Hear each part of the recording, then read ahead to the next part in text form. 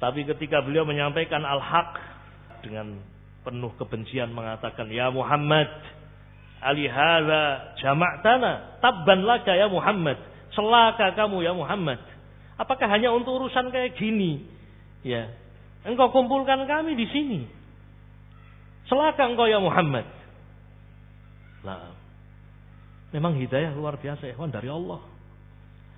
Makanya nikmat Islam, nikmat iman itu nikmat yang tidak bisa dibandingkan dengan dunia dan seisinya. Kalau bukan karena taufik Allah, bukan karena kemudahan dari Allah, tidak mungkin kita mengenal agama ini. Nah, ketika Abu Lahab mengucapkan itu, Allah turunkan ayat. Ya. Tabbat yada Abi Lahabi wa tab.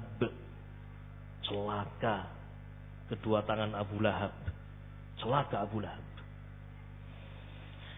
Ini ahlun nar yang juga dikenalkan dalam Al-Quranul Karim. Berikutnya ikhwan, bil ikhtisar. Jenis yang kedua yang disebutkan oleh Nabi alaihi salatu wassalam, ya, dari ahlun nar adalah Rasulullah menyebutkan ausaf, sifat-sifat mereka. Kalau yang pertama disebutkan namanya dan tentu sifatnya, keduanya masuk neraka karena kekufuran, kufur kepada Allah Subhanahu wa taala. Al-musyrikun wal kafirun finnar. Uiddat lil kafirin. Neraka itu telah disediakan bagi orang-orang yang kafir. Jadi yang kedua ikhwan, ya, adalah ahlun nar yang Rasulullah sebutkan sifat-sifatnya, ausaf. Ini juga disebutkan oleh Rasul alaihi salatu wassalam dalam hadis-hadisnya, disebutkan dalam Al-Quranul Karim tentang sifat-sifat ahlun nar agar seorang menjauhi sifat-sifat tadi. Yang pertama adalah sebab yang paling besar, sifat yang paling besar menjadikan seorang masuk dalam neraka adalah kekufuran dan kesyirikan. Al-kufru wa syirk. Yang itu ada pada dua orang ini, Abu Talib dan Abu Lahab. Allah subhanahu, Allah berfirman tentang neraka, uiddat lil kafirin. Yang kedua ikhwan, wa nakhtim bihi, yang kedua, dan kita cukupkan dengan yang kedua ini. Sifat yang kedua adalah al-murai. Al-murai. Orang-orang yang dalam beribadah dia berbuat riya. Dia muslim. Muslim. Mukmin, yakni beriman. Dan bukannya orang yang tidak beramal, dia beramal. Bahkan mungkin amalannya adalah amalan-amalan besar. Namun ketika dia beramal, namun ketika dia berbuat kesolehan, bukan karena Allah Subhanahu wa ta'ala, tapi dia melakukannya li ajlin nas, karena manusia ingin dipuji, ingin disanjung.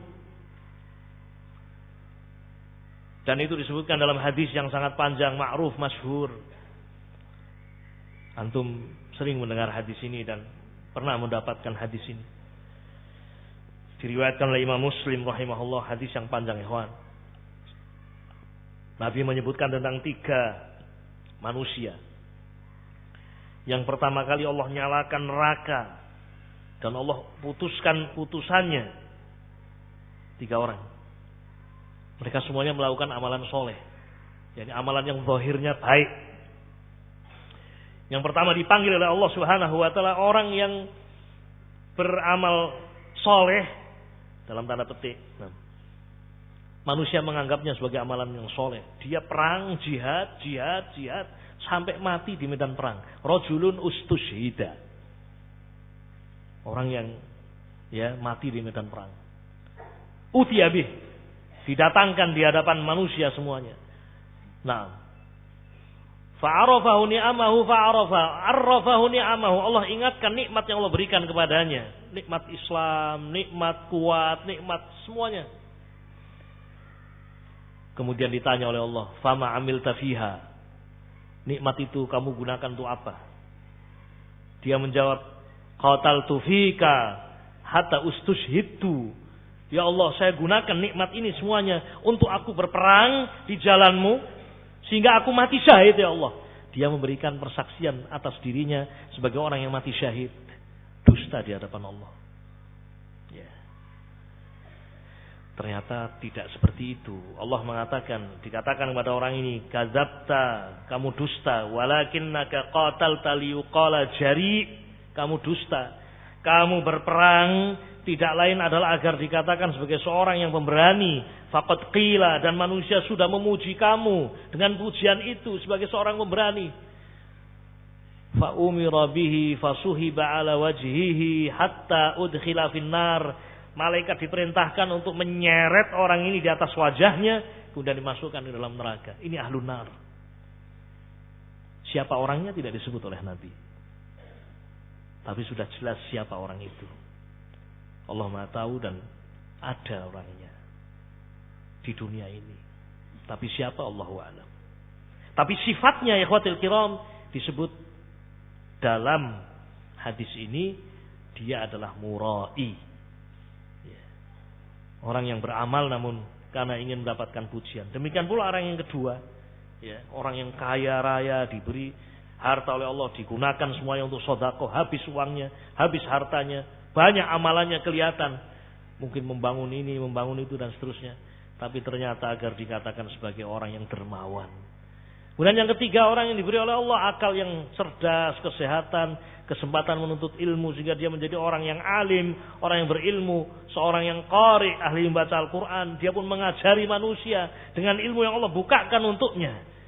Ketika ditanya, untuk apa engkau gunakan nikmat itu? Dia katakan, qara'tu fikal Quran. Saya baca Quran karena engkau ya Allah. Dan saya pun ajari manusia. Nah, ikhlas karena engkau ya Allah. Kemudian dikatakan kadzabta, kamu dusta.